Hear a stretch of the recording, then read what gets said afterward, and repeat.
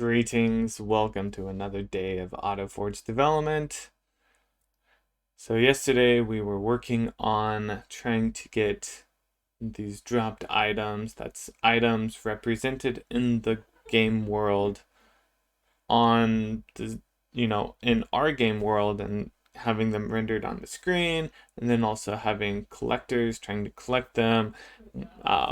And we were close, but there's some issues. One big issue I found was actually that there's an issue with our vector class, and whoops, it's actually over in here. Our vector class was trying to get the angle improperly, and I believe it was this right here, and that was causing it to go off in weird places. And so, this is where a a unit test would have been really useful to actually verify that this sort of thing is working, rather than having to debug in the wild.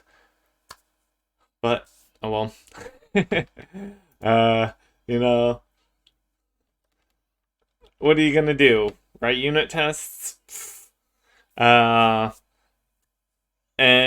yeah, so we ended up getting it to work, which I'll show in just a minute.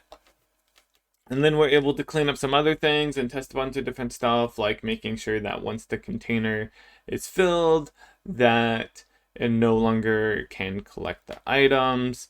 And one big issue we actually ran into is how we were trying to delete the items inside of our lists here, arrays. Apparently, if we use anything other than splice, it causes just everything to break. So we had to replace like our deletes and whatnot with splices. Eventually, I'm going to look for an alternative solution to this because it's extremely slow and inefficient. But I'm not sure of the best way to go about doing that. We'll see. But yeah, I can show you what we have working now, which looks awesome. We also ran into this fun little bug where I had multiple chests out. Oh wait, let's load the game first. We had multiple chests out, and whenever one would fill up, the other one would stop accepting items.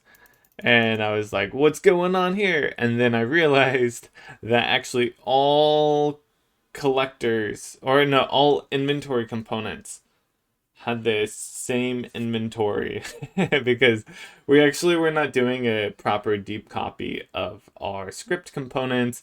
And so all of the inventory item tables would be shared between all inventories, which is definitely not what we want. So yeah, this is pretty cool. We can get it to fill up. We can see here I have it logging right now, telling us how many items are inside, and then it eventually gets full. So that's working. Looks great. I think we're making a lot of progress here, which is awesome. And we're just gonna keep kind of pushing forward with this sort of thing.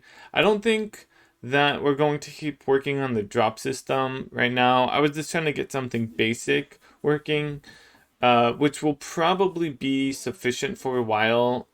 I think any additional work really would require having a better understanding of the exact game design, which probably won't be able to figure out until we get just a lot more gameplay stuff in place.